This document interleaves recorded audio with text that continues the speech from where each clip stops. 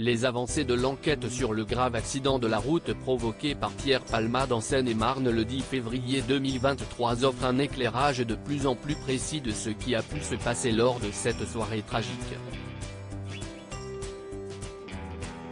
BFM TV a pu accéder aux déclarations de l'humoriste actuellement sous écrou à l'hôpital du Kremlin-Bicêtre, ainsi que celles des deux autres passagers de sa voiture. Le comédien de 54 ans a reconnu une consommation très élevée de drogue tandis que les individus, Sam bougeait à l'avant à côté de Pierre Palmade et Mosineux. À l'arrière, ont mis en lumière le fait qu'il aurait utilisé ou pris connaissance de messages sur un portable en conduisant, ce qui aurait pu l'entraîner à dévier de sa trajectoire et se retrouver sur l'autre fil. Par ailleurs, les résultats des premiers examens réalisés sur le fœtus de la passagère du véhicule entré en collision ont été également dévoilés. La viabilité du bébé, point central de l'enquête. Le doute était très faible, il est confirmé que, selon les premières analyses, c'est bien l'accident qui a provoqué la mort du bébé que portait la femme dans la voiture, Mira, 27 ans. Il est né vivant par césarienne durant quelques minutes, de 22h18 à 22h51, avant d'être déclaré mort par les médecins. Un enfant considéré comme viable qui ne présentait pas de malformation. Sa mort est donc intervenue dans un contexte d'accident de la voie publique.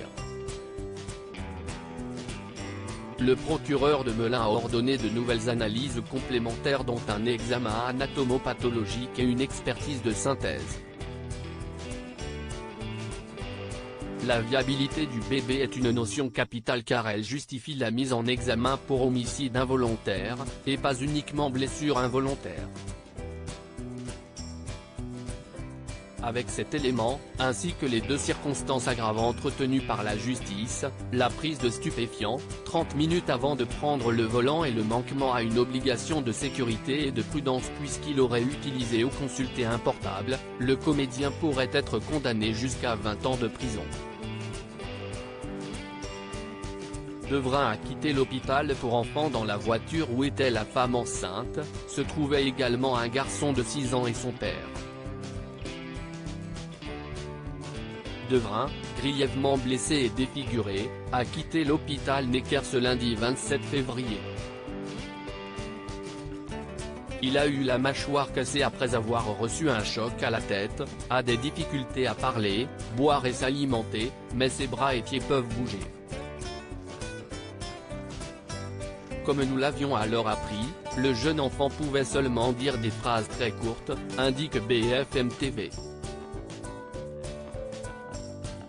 L'avocat de la famille des victimes, Maître Mourad Batik a rappelé que le garçon garderait de séquelles à vie.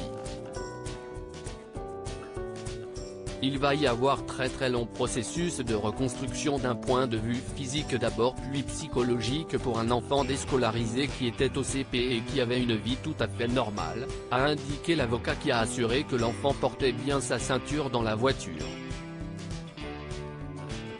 Son papa, Yüksel, âgé de 38 ans, est sorti du coma artificiel. Une nouvelle positive qui ne doit pas cacher le fait qu'il ne peut pas bouger, il ne peut pas parler, il ne peut pas communiquer. Il est dans un piteux état de santé selon Maître Batik.